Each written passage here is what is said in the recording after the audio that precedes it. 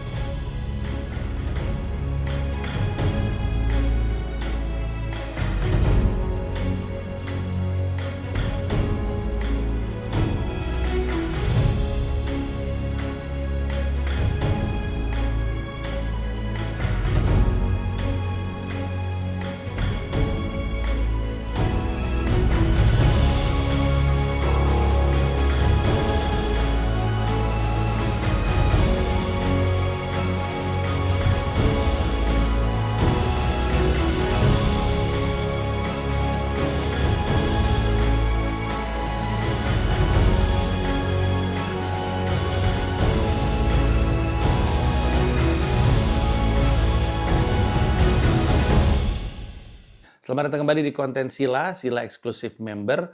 Beda dengan Sila Rekap yang memang merupakan rekap berita selama seminggu dari Kamis ke Selasa ya, Kamis ke Rabu ya, Rabu ke Rabu sih sebenarnya. Tapi kan itu kan terbuka untuk umum. Sila ini tetap dikunci eksklusif untuk member kecuali member mengatakan boleh dirilis untuk umum karena untuk kebaikan dan kemaslahatan banyak orang. Nah, kali ini di konten Sila, gue tuh mau menyikapi sebuah pertanyaan yang pernah gue terima. Waktu itu gue live di TikTok, terus isinya buzzer semua. Dan orang pada nanya, abang ngapain sih masih posting di TikTok? Di sini isinya buzzer semua. Nah, inilah kenapa Sila ini dibuat. Sila ini dibuat untuk ngasih tahu bahwa memang TikTok saat ini isinya buzzer semua. Beda banget. Akun gue di YouTube, akun gue di Twitter, akun gue di Instagram, tidak sama isi kolom komentarnya dibandingin akun gue di TikTok. Beda sekali. Tiga ini, lu bisa ngelihat terhadap postingan yang sama. Gue kadang posting teaser Sila, kadang gue posting klip terkait politik, kadang posting klip stand up, kadang posting klip lari. Gue selalu mirroring, artinya yang gue taruh di YouTube Shorts, gue taruh juga di Instagram, gue taruh juga di TikTok kurang lebihnya. Nah, disinilah bagaimana kita bisa tahu bahwa di TikTok itu emang dihuni oleh buzzer. Dan soal buzzer dan berapa banyak duit yang ditumpahkan kepada buzzer dan siapa itu buzzer, siapa yang memulai, itu udah ada banyak banget beritanya, termasuk dari Tempo, lo bisa cari tahu sendiri. Jadi kita tahu bahwa orang-orang ini tuh orang-orang yang dimobilisasi, memang disengaja. Nah, untuk satu postingan yang sama, kolom komentar itu beda banget. Kolom komentar di Instagram sehat, kolom komentar di YouTube sehat, di Twitter bahkan sehat. Di TikTok kelihatan kotor. Karena setiap kali gue posting, pasti ada keyword yang sama. Keyword yang sama itu kurang lebihnya adalah DP0, anak abah, terus kalau di TikTok selalu ada aja komentar kayak gini. Gimana ya caranya ngasih tahu anak abah kalau mereka itu merusak kurang lebihnya. Ini selalu ada, lu pasti akan temukan ini. Terus masih ngekaitin sama Anies atau sakit hati atau udah mulai nggak terkenal atau udah mulai jarang job. Ini adalah kalimat-kalimat yang sangat-sangat sering. Kalimat-kalimat yang tidak organik. Kenapa kita bisa tahu itu kalimat yang tidak organik? Karena itu nggak ada di YouTube, nggak ada di Instagram. Adanya cuma di situ. Dan alasan kedua adalah karena itu semua kalimat berulang. Karena memang arahannya seperti itu. Keyword-keyword ini. Apa yang mereka coba untuk lakukan? Ini adalah salah satu strategi paling usang sih enggak ya. Paling tua, strategi paling tua. Kalau lu pengen orang nggak dengerin, ini manusia, jelek-jelekin dia. Jelek-jelekin reputasinya dia. Biar orang ngelihat, oh ternyata gitu ya. Yaudah deh, kedepannya nanti nggak usah kita dengerin ini orang, kurang lebihnya. Dan ibaratnya kayak, gue nggak tahu ini istilah gue aja ya. Gue tuh ngegambarinnya apa yang terjadi ke gue dan terjadi ke banyak orang. Itu namanya ngeracunin sumur. Jadi bayangin ada sumur nih.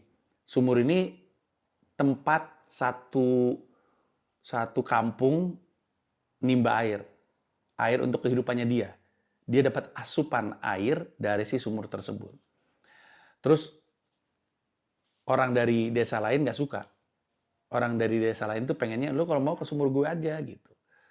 Cuman cara mereka untuk memastikan orang pindah sumur adalah dengan ngeracunin sumur tersebut. Terus aja dikasih tai, dikotorin lah si sumur tersebut. Sehingga ketika orang ke situ tuh sakit. Karena mereka sakit, mereka jadi nggak ke sumur itu. Nah itu kurang lebihnya. Intinya adalah supaya orang berhenti percaya sama opini A ini dikasih lihat jelek-jeleknya.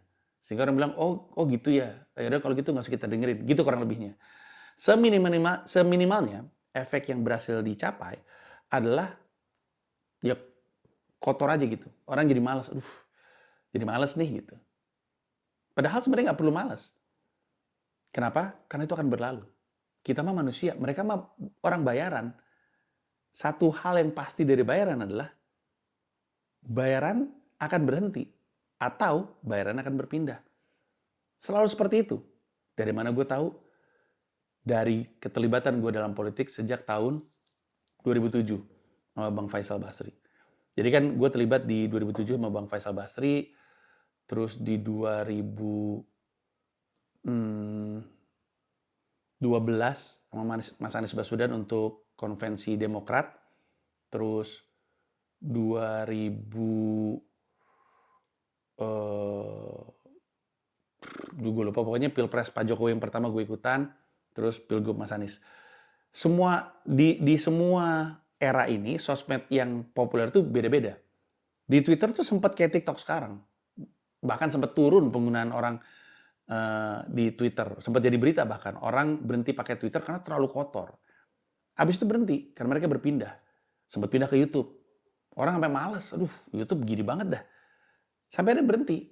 Habis itu sempat di Instagram gue sempat ramai dengan buzzer. Habis itu berhenti sekarang ke TikTok. Artinya, ya kita makan terus menggunakan platform tersebut dan mereka terus akan pindah ke manapun platform sosmed yang lagi populer sama anak-anak zaman sekarang. Nah, disinilah kenapa bertahan di TikTok itu penting. Karena kalau misalnya kita cabut dari TikTok, ya benar mereka yang menguasai. Kelak mereka akan cabut. Kita harus bertahan di TikTok. Kita harus mempertahankan TikTok. Kita harus tetap ramai di TikTok. Kalau nggak mereka happy. Anggap aja mereka tuh sebenarnya kayak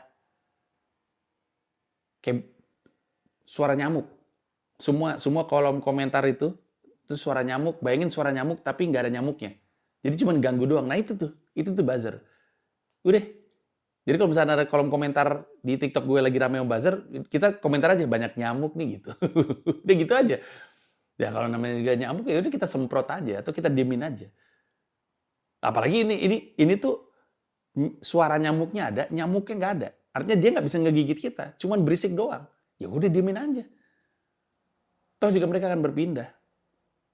Tapi TikTok layak untuk diperjuangkan, layak untuk dipertahankan.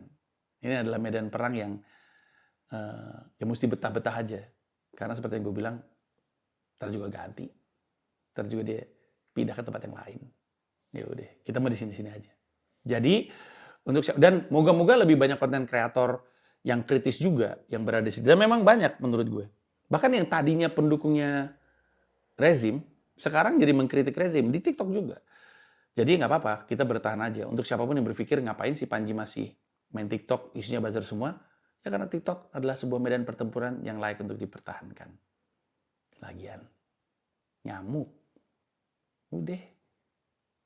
Aja kalau ada nyamuk. Kayak gitu doang aja. Itu aja dari gue. Seperti biasa, kalau lu ngerasa ini penting untuk dirilis, ya nanti akan gue rilis. Kalau enggak, ya udah nggak apa-apa. Makasih banyak. Kita ketemu di sila berikutnya. Thank you. Bye-bye.